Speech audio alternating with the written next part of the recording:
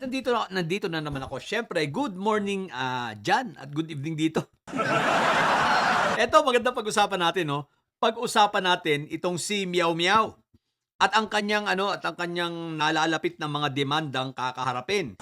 Alalahanin natin, guys, meron na itong demanda na hinihintay na lang, nalabasan siya ng warrant of arrest dito sa inciting to sedition na isinampa sa kanya ng PNP at meron ding isinampa yata sa kanya na public disturbance ang Dasmariñas Village, ano? So, yon, hinihintay na lang ang mga warrant. Pero ito, mas maganda pag-usapan natin, no? Dahil sa mga statements na binitawan nitong si Meow Meow sa mga alegasyon niya laban sa NUP at sa kay Enrique Rason, malamang-lamang, ang tanong ko, kakayanin kaya ni Meow Meow?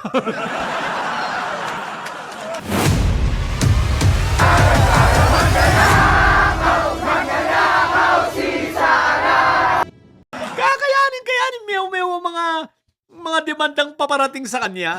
Sapagkat nagsalita na ang parehong partido, no, na si Congressman Puno na siyang chairman ng NUP,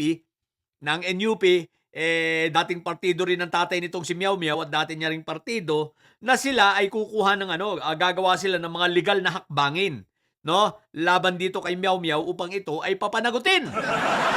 Padaliin lang natin, ididimanda. At ganun din itong si Enrique Rason. Ay, Diyos ko po, Rudy. Si Rason po, isa sa pinakamayamang tao dito sa Pilipinas. At yan po ay hindi basta-basta. At syempre, kung pera at pera lang ang pag-uusapan, ibig ko sabihin, kung sa legal, kung ililigal niya ito, ay naku po, Rudy. Ang tanong nga rito, kakayanin kaya ni Meow Meow? No? Palagay ko matutuyuan siya rito. Kahit anong gawin niya, kahit anong galing ng mga abogado niya, kumuha na siya. Palagay ko pag ang kumilos itong si Rason, naku po, may paglalagyan talaga siya dyan. So, iiyak siya dyan. Sa bagay, dito na lang kila Congressman Puno, malamang-lamang iiyak itong si Meow Meow. Kaya ang tanong, kakayanin kaya niya? Pero ito naman ang sa akin, guys. Sa palagay ko, duda ako. Kung i-demanda man nila itong si Meow Meow, ni Rason at nitong sila Congressman Puno, palagay ko maaabsuelto rin ito maa-acquit ito.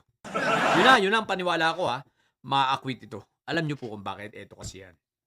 Guys, sa ating batas kasi, hindi mo pwedeng sentensyahan, hindi mo pwedeng hatulan, o hindi mo pwedeng i-convict ang taong may sira ang ulo. Opo! Hindi pwede. Pag may sira ang ulo, ano po yan? Absuelto. So ngayon, ang tanong, baka ngayon, sasabihin, ang magiging depensa nitong si Meow Meow, teka lang po, Judge, alam mo bang may sira ang ulo? Aamin yan sa korte. Pag nag-hearing na, alam niyo po bang may sira ang ulo ko? Katunayan, kahit ipasaykayatrist niyo ko, tsaka ang medical records ko, nagpapatunay na ako ay may saltik.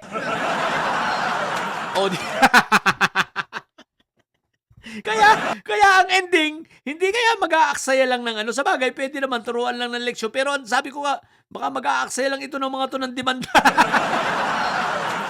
Maabsuelto lang ito. Kasi aamin itong siya ay sira ulo. Tapos pag pina-check up, talagang positive. Pag sinabi ng judge, kailangan ko ng hindi lang medical records, kailangan ko ng updated medical result ng iyong psychiatric test. Sasabihin nito ni Meow Meow, sige po, gusto mo. Kahit sa harap nyo, judge, tawag na lang tayo rito ng psychiatrist. At malamang-lamang, alam na natin ang magiging resulta. Oo nga, positive. Positive si Meow Meow. So, sayang ang pera, sayang ang effort, di ba? Siyempre, magpa-positive rin. Ang lakas ng depensa ni Meow Meow. Aaminin na lang niya na siya ay sira ulo.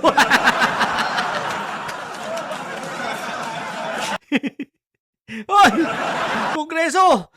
Congress! Baka pwedeng ang gawin nyo na lang, i-expel nyo na lang ito. Tanggalin nyo na lang ito sa Kongreso. Wag nyo na lang isuspindi. Talagang tanggalin nyo na. At least yung grounds at yung kanyang ano, yung kanyang narrative at kanyang defense, no, na siya ay siraulo, eh gamitin niyo na lang sa Kongreso. Na siyang ano, na siyang pang-atake naman sa kanya. Na siyang grounds for his expulsion. Di ba ga? Sabihin niyo, teka, bawal ang congressman ng siraulo. Bawal ang congressman na may sayad. Oh, di ganun na lang ang gawin ninyo. At least, hindi kayo magsasayang ng pera. Ay, pera tuloy. Hindi, at least, kasi nga, maabsulto lang yan eh.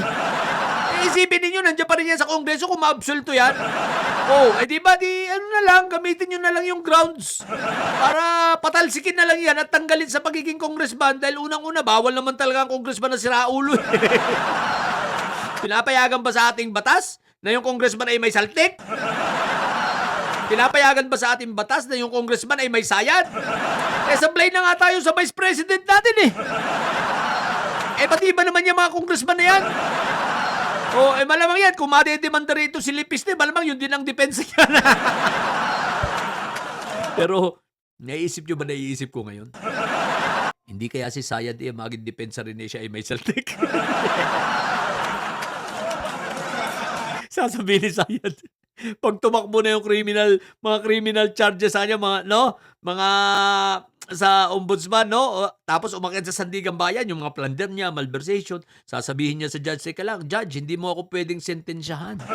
Kailangan mo akong i-acquit. Ang tanong ng judge, bakit? Kasi po siraulo ako.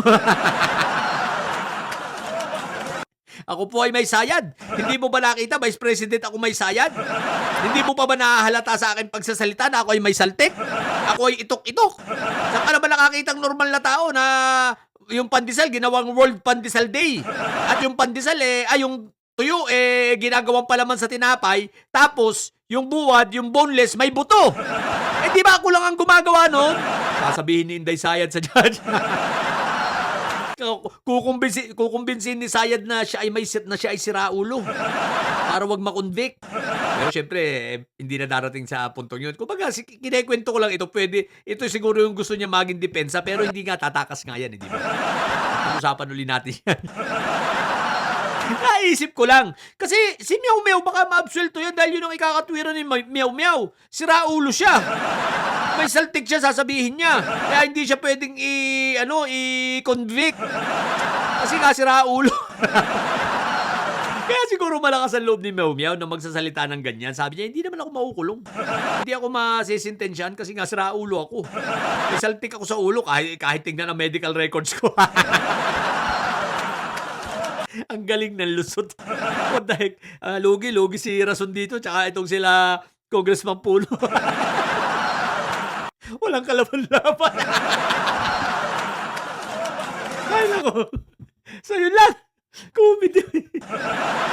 Ang pandepensa niya ng Meow, siya daw ay siraulo, aamin na lang. Aamin siyang kulang-kulang ang putik. Ayun, abselto. Sa mga bubundidilin siya na mga may sayad at tatay niyo ay karton. Matili kayo mga bubot may sayad sapagkat ang may sayad ay laging high blood. Bye!